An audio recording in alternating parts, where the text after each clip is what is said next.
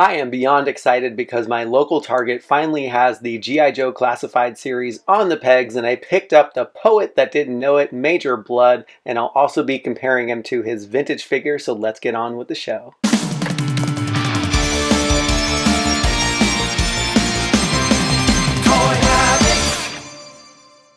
Welcome back to the channel, and today I am so excited to show you a highly detailed look at the G.I. Joe Classified series Major Bludd, who was a military advisor at first, but that quickly devolved into a mercenary role that he did for, you guessed it, the almighty dollar. And if that wasn't enough, I'll also be doing a similarities and differences comparison with his vintage figure that was first available in 1983 as a mail-away figure. But before we do that, if you didn't get the poet reference, I was referring to Major Bludd's vintage file card where it says that Major Bludd writes poetry badly. But this is not what he's known for, so let's dive into the figure. Let's first take a look at the box, and Major Bludd comes packed in the G.I. Joe Classified series window display where you can see crystal clear view of the figure and the arsenal of accessories he comes with. And the best part of these boxes, figure aside, is the art. And like the other figures in the line, Major Bludd's portrait is outstanding. You can see his cybernetic eye, his gaggle of dog tags, and a small portion of his robotic arm, along with his chest armor and explosives on his belt. And if you look at the side art, you will see a very pensive and cerebral image of Major Bludd. It's very melancholy, scene where he looks very pensive. Would love to know what he's thinking about, so pop those ideas into the comments below. Flip the box on the side, you will see that he is a level 4 mercenary. He uses his launcher primarily, which surprisingly he's only a level 2, and he's a level 4 tactician and also level 4 in sabotage, which you should expect from an assassin and a mercenary. On the back of the box, you have a map of Cobra Island, and I didn't realize how huge this island was until I started to take a closer look and zoomed into one of the islands in the front, and lo and behold, we see the Terrordrome. And if you know how large the Terrordrome is with respect to the size of the overall island here, I mean, this island is massive. Like my other review for Flint, I'm going to look at Major Bludd body part by body part. So let's get a closer look at his head sculpt. And what I'm going to do first is look at his helmeted version. Now, the helmet is a really great updated design. It's very angular, and I love that the helmet comes down to a point right above his nose and between his eyebrows. The helmet is a really perfect shape, and it sort of resembles the shape of Cobra Commander's helmet. And I found that by putting the dog tags underneath his helmet, it actually keeps the dog tags down and prevents them from coming up. So next up, let's take a gander at his head sculpt, sans his helmet. With Major Bludd's helmet off, you can just see that he is a grizzled, war-torn mercenary, and the sculpt has so much human detail and feeling to it with his facial expression. And if you were to mimic Major Bludd's expression on your face would have these lines coming up from his forehead. You would also have your cheekbones showing, as well as the muscles that are flexing and clenching on your face. It also looks like he does not get a lot of sleep, as his eyes look very sunken into his face, as well as he has crow's feet in the corner of his eyes, and his eyes just look so worn out and tired. Now, turning your attention to the cybernetic eye, we see an updated look from the vintage figure, which we will see at the end. And in this version, he has updated this to a more cybernetic eye. It's a more technical design, and I actually wish that they had made a small translucent cutout in his head that you can let light in, so you can have a glowing red eye effect like it shows on the box art.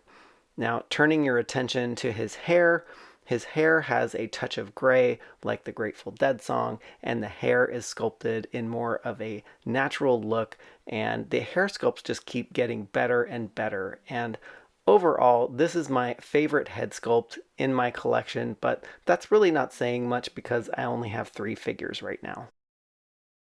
Taking a look at his vest armor, I'm first going to take a look at the dog tags, and he looks like he comes with a lot of dog tags, and it appears like he keeps them as souvenirs, but I'm going to take these dog tags off so we can get a closer look at the armor. Now, the chest armor is very intricate, and it looks like it can withstand quite a bit of punishment, and if you read up on the lore, the armor is there to prevent Major Bludd from hurting himself as he's firing off his rockets. Now, with the classified series figures in general, you will see a lot of angles in the designs, and his chest armor follows suit here. Adding to the realism, you can see the strap on his vest, and if you continue around the back of the figure, you can also see some lighter plating here, which makes sense because you would want more armor in the front. All right, let's take a look at the arm detail here. And so let's first take a look at his left arm, and you can see that there is a lot of sculpting detail here. There's also some sculpting detail over here, and I'm going to bring in Flint for a comparison because I have him on hand. And if you compare the two arms, Flint's arm is more of a smooth sculpt, and Major Bludd has these little grooves that are in his armor. So thank you, Flint. He also comes with some really cool forearm armor, and if you look really closely, you will see a little Cobra symbol on his wrist, which is very cool, which I didn't notice until I was really looking this figure over, and I thought that was a little Easter egg to throw in there. And turning him around to the money shot here, we get a look at his cybernetic arm, and there is debate whether this is actually a robotic arm or it's an actually heavily armored arm in the lore. So, that protects him from his blast that's generated by his rocket firing gun. If you know in the comments or have some speculation, please do so. But his arm is really cool. It's articulated, and it looks really neat. It definitely looks like there's a lot of machinery in here, and the arm detail on this arm is amazing. So, it looks a little less chunkier than his other arm, so I'm assuming that this is actually a robotic arm, and it also has a huge shoulder pad for shoulder armor for protection, and it has an M monogrammed on the side of it. All right, let's take a look at his belt detail with one of my famous crotch shots, and you can see that he's got grenades on the side of his belt for easy access. He has a silver belt buckle, and his holster is actually part of his belt, and this holster is very detailed. It's got some pattern to it and some sculpting to it that you can see here that holds his revolver, and it's really integrated really well into his belt. Taking a closer look at his pant detail, you can see the texture on his pant detail here, and you can also see the wrinkles in the pants, and his knee armor has some grooves cut out there. There's also some extra little detail in there too, and we can move right down to his boots, and Major Bludd, pardon my French, has some actual shit kickers going on here. He's got some really amazing steel-toed boots, and if you just take a look at these boots, they got steel on the front, they have some texture on them as well, and that texture is continued all the way around to these boots. So, it looks like there's also some scoring detail on his shins and some belt buckle detail that you can see here. And yeah, the shoes on these figures are really well made. They look like actual shoes, and looks like Major Bludd spends a lot of money on shoes. All right, now Major Bludd comes with a ton of accessories, so let's first take a look at his dog tags. And we saw these earlier on the figure, but you can see that these dog tags are really highly detailed, and the chain detail is just simply amazing on here. They did a really nice job capturing those dog tags. And next, let's look at his revolver. And, you know, again, these guns that they make for these figures are really, really detailed. There's a ton of detail in the barrel and in the handle, and I love that the revolver is actually painted silver, and it looks like it is the same on both sides. So yeah, they have the handle detail here, and even the hammer as well.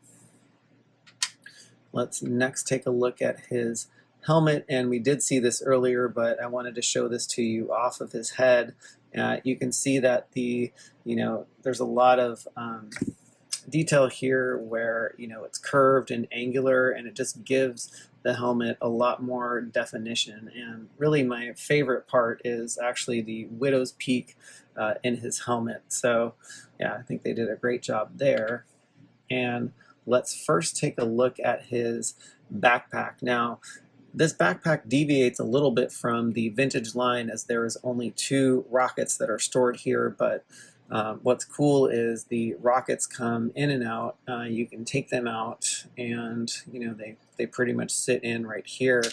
And there's also some detail over here, and it's a really cool homage to his vintage line. So I'm actually glad that one of the rockets fell off, because I needed that for his gun. So when I first saw this gun, I thought to myself, well, it looks a little bit different than the vintage one, but I did soon realize that that was for a reason. So you can actually take the rocket and you can plug it in to the port here, and it actually resembles Major Bludd's vintage gun, which was also a rocket launcher. So I think that was a really, really cool nod to the vintage line that they packed in here for this one.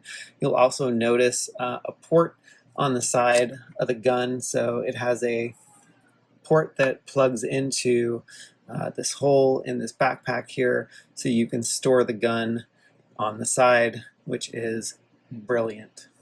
All right, let's take a look at the G.I. Joe Classified Series Major Bludd compared to his 1983 vintage figure Major Bludd. And really the similarities here are in the head sculpts, where you have his helmet and his eye patch. Although the classified figure has a much more updated eye patch, it's more like a cybernetic eye patch, and he still retains the dog tags. And if you let's take a look at his arms, obviously the cybernetic arms are much bulkier and much more technical than the first G.I. Joe release.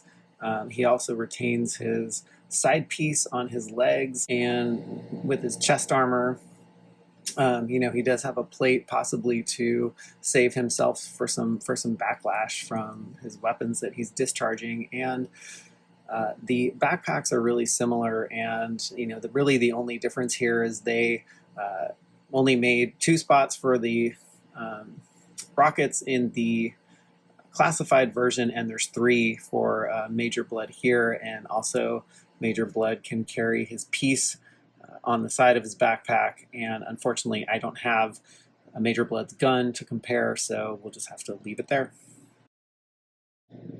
All right, so that was the similarities. Let's take a look at the differences now. And the only differences that I can see are that the vintage figure has the green accents running down the pant legs and also on the forearms, and then his insignia on his shoulder, which this version of Major Bludd does not have. So yeah, that's where they took a little liberty and deviated from the vintage line. The fun part of this line is coming up with cool poses and ways to display these figures, and Major Bludd is no exception. You can pretend that he is about to load a fresh rocket into his gun and about to fire off a rocket into the distance.